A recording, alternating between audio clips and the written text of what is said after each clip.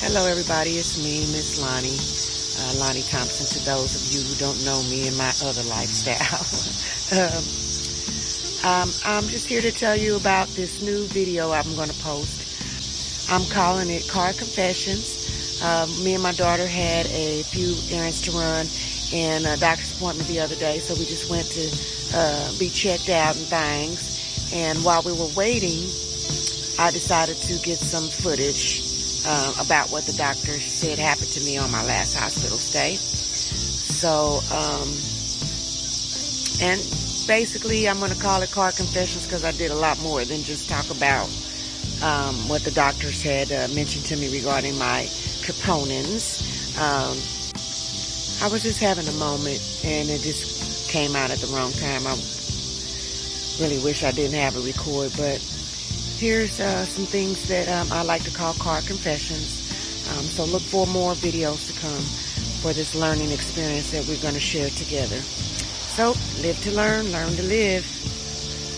What does elevated troponin mean? Very high levels of troponin are a sign that a heart attack has occurred. Most patients who have had a heart attack have increased troponin levels within 6 hours. After 12 hours, almost everyone who has had a heart attack will have raised levels. Troponin levels may remain high for 1 to 2 weeks after a heart attack. But see, that's just it. I don't think I had a heart attack unless I had one in my sleep. What is the normal level of troponin? The normal levels of troponin in blood are very low. Usually results are 0 to 0.04. Such low levels are difficult to measure accurately with standard testing. Mine was 200. Yeah, what? My troponin levels. What was that normal? Hell no. I said, what was the normal? The normal was 0 to 0.04. That's the normal level of troponin. Mine was at 200. That's why they kept me, to make sure I didn't have a heart attack or I wasn't about to have a heart attack. Maybe I was about to have a heart attack or something, but I don't remember having one. So wait, okay. Let me see, can anxiety cause them? Yeah, I was gonna say, was it like stress related? It's a protein that's present in the blood, basically.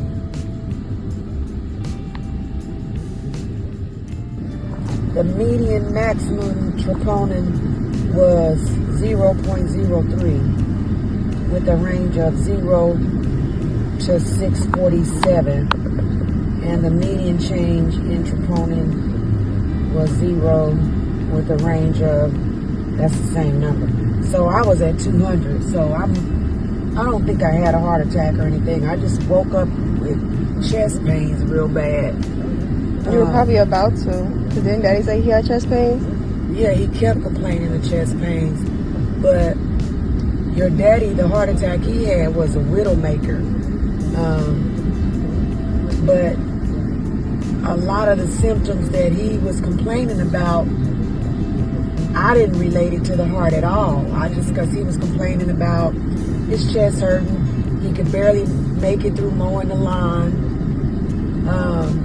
He was backed up. He couldn't use the bathroom. So I told him to go get some stuff, to make him go.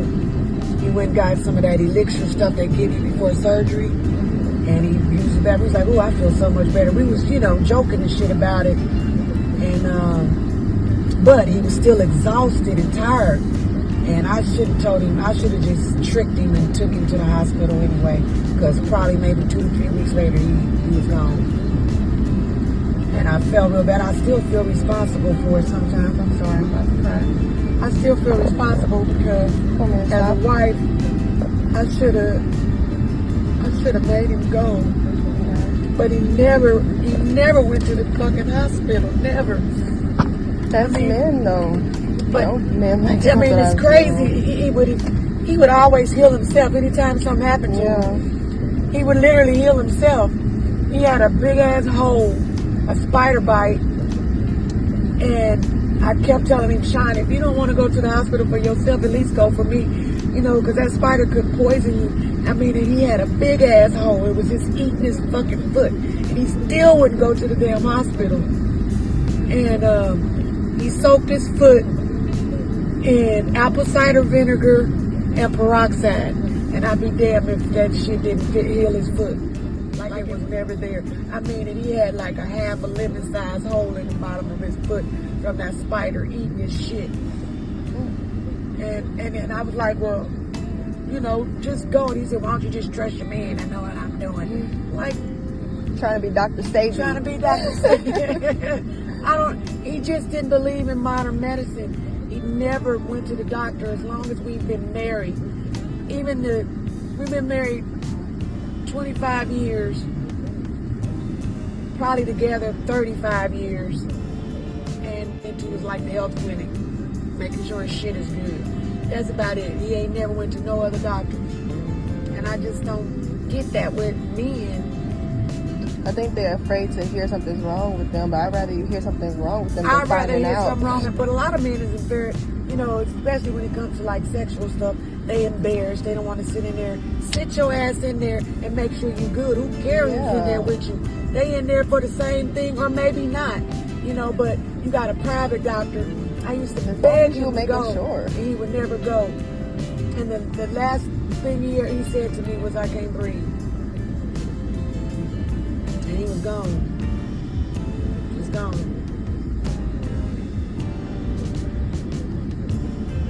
But as a wife, I feel responsible. Like, I should have made him go. I should have said, hey, babe, we're going to lunch. But I need you to stop by this place with me first. And maybe his ass probably would have walked out. Nah, if you would have got him there, it would have started to hit him. Like, But it was preventable. When I had my doctor at the doctor's office read his autopsy report, had he went to the doctor and got checked out, it was because his was hypertension too. When I was reading everything, what's that? same shit with me with high blood pressure. His was all hypertension too. So I don't get it with these men, you know. All I can say is, if you love your spouse or your significant other and they never go to the doctor, make them go. Just make them go. Even if you gotta lie or trick them. And don't try to make yourself feel responsible for it either. I do sometimes because I just should have made him go. Maybe this is my punishment because I didn't make him go. I mean, sometimes I really feel like that. I could make This is him God punishing you for not taking care of yourself and not sitting down. You can't blame Daddy for what you've done. I've been running all my life. You know what I mean? All your life we've been telling you to slow down. Sit down. Slow down. Sit down. Slow down. I'm Stop still that. not slowed down. Exactly. You're still trying to do too much. Actually, I'm not. I'm just trying to live. Really, I mean, ain't nothing out there that's more important to me than my health other than my kids and their health. But I don't know how to sit still. I just don't. I promise I don't. But this is making me sit down. God is like, look, bitch. Sit your ass still. Oh, you ain't listening? Here we go. You know, I've been back and forth to the hospital since all this shit started, and I hate hospitals. I used to wouldn't go because every time I had to go to the hospital for something or somebody, by the time I got there, they was dead. So I hate hospitals, and last thing I want to do is conk out in a hospital bed. I'd rather be in my own damn bed. It's just weird. I know I shouldn't feel responsible, but he was the healthiest man I know. God's timing is God's All he ate timing. within this past year or so was salmon, and fruits and nuts and shit.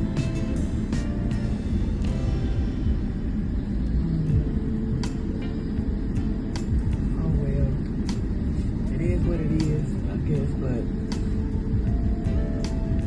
that's just crazy. If the heart attack he had was that's not something that they can prevent. If the widowmaker, that just don't come, right?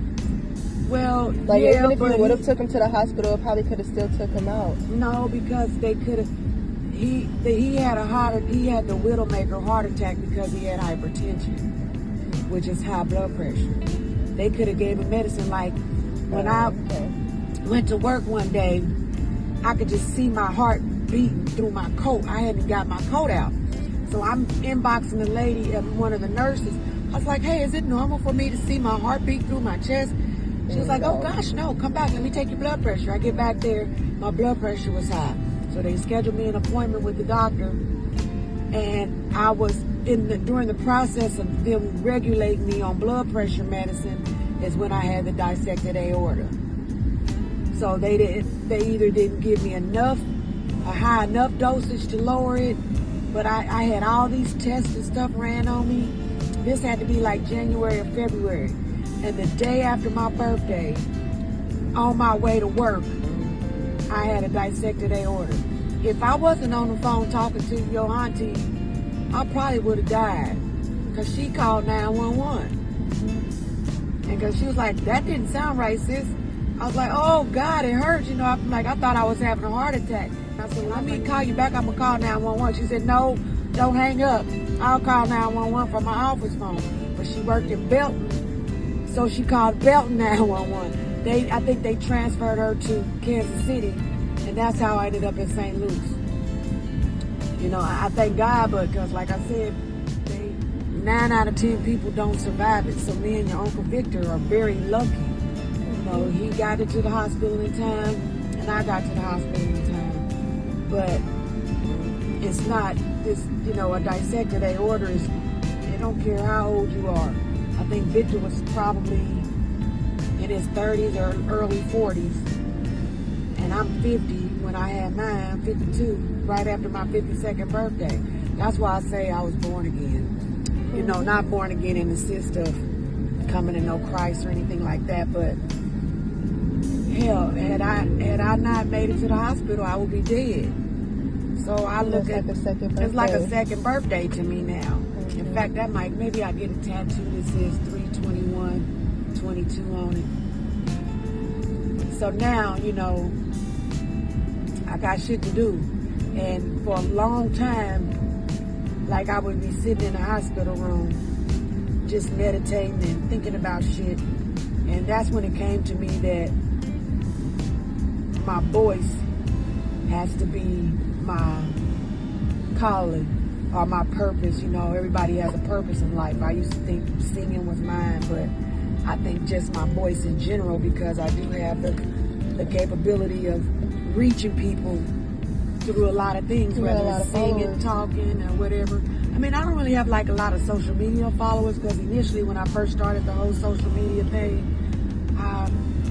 I didn't care. I didn't care about friends. I didn't care about likes, because that social media, you can like and heart my stuff all day long, but then see me in person and won't say nothing to me.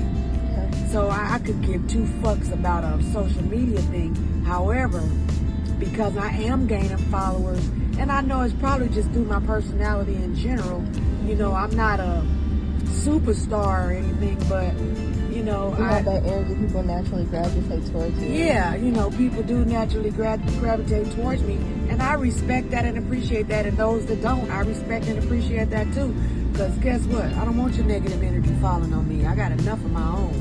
But I figured starting learning to live, living to learn, have some type of awareness, especially in the African American community, as far as high blood pressure, high cholesterol, high stress levels. Everything and anything you do is related to your heart. And trust me, you do not want to be where I'm at. Not at all. And the sad thing about it is 3 weeks after me getting out of the hospital from the first dissection, I had another one. So within a month time, I damn near died twice. It was another. It split. My bottom, the top aorta, the aorta at the top split.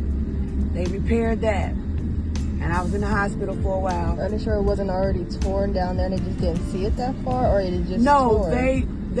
It was a little tear, but it wasn't enough for them to fix it at the time, because it would have been too much stress and trauma on me.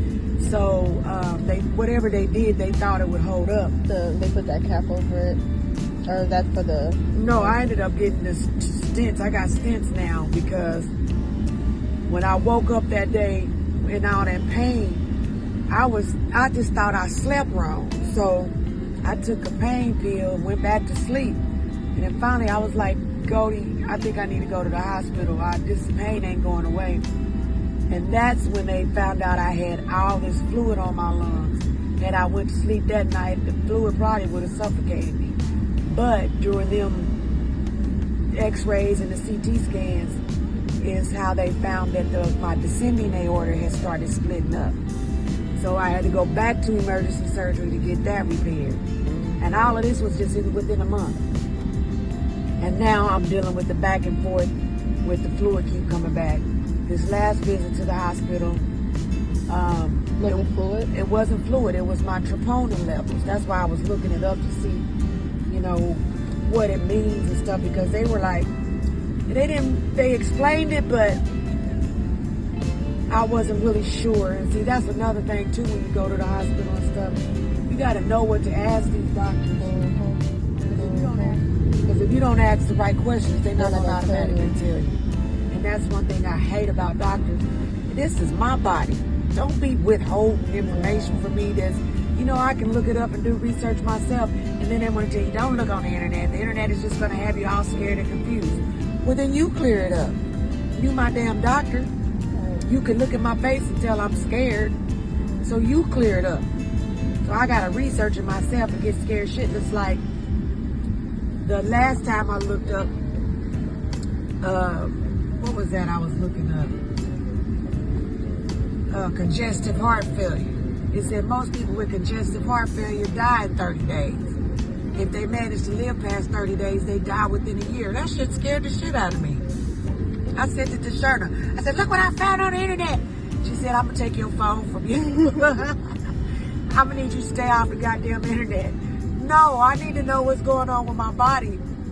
So if my doctor ain't telling me everything, I need to research it for myself.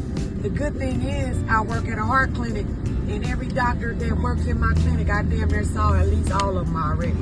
And they were very forthcoming with me and told me straight out, we don't know why your fluid keep coming back.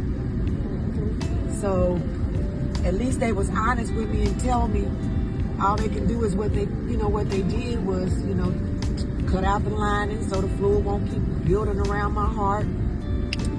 They did find some fluid in my lung cavities, but it wasn't significant enough to do any drainage. So they're gonna follow up with me on my appointment next week.